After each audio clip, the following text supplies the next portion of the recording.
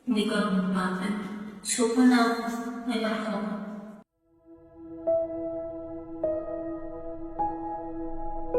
Bawat guhit ko may pangarap. Pero paano ko ipapakita ang aking sining sa isang bayan na puno ng hirap at tanong?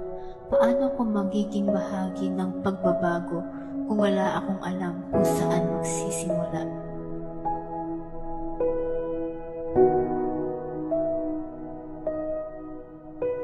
Ang bayan ko, puno ng buhay at ingay. Ngunit ako'y naglalakad, nag-iisa, puno ng tanong, puno ng mga pangarap na hindi ko alam kung paano isa sa buhay.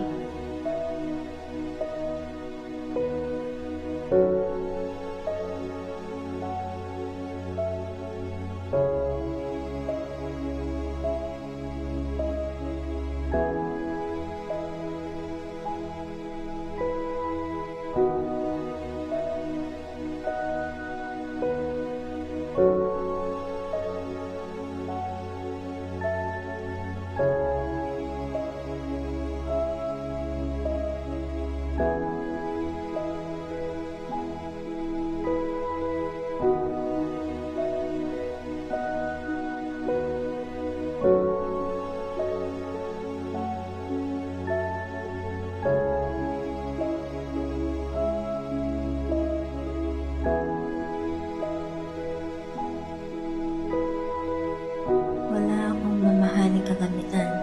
Wala akong mga espesyal na gamit. Pero natutunan ko na ang sining ay nagsisimula sa mga simpleng bagay. Sa paligid na hindi ko pa masyadong nakikita.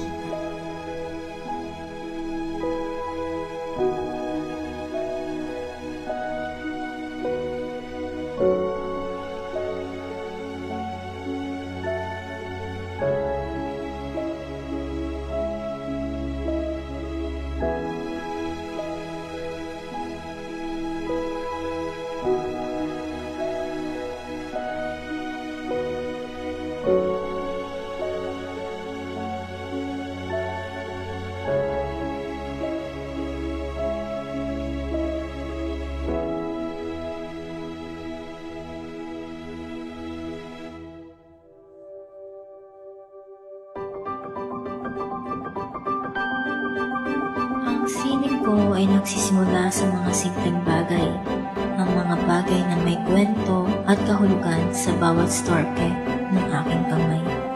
Sa kabila ng lahat ng kahirapan sa bayan, may magagawa ako, may sining akong kayang ipakita. Hindi ko kailangan ng mamahaling pintura, hindi ko kailangan ng mga espesyal na gamit. Ang sining ko ay nagsasalita ng mga kwento ng bayan, ng mga tao na nagsusumikap, ng mga kabataang puno ng pangarap.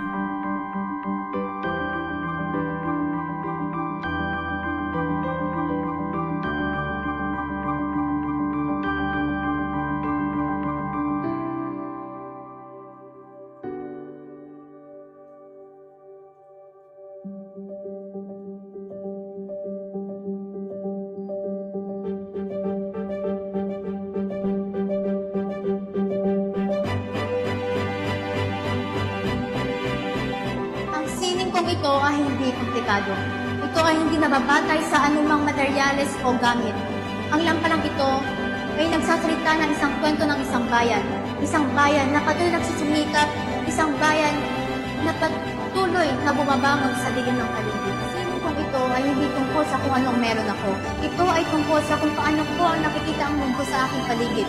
At sa pamamagitan ng mga simpleng guhit, natutunan kong malikting liwanag, maging liwanag sa isang bayan na puno ng hirap.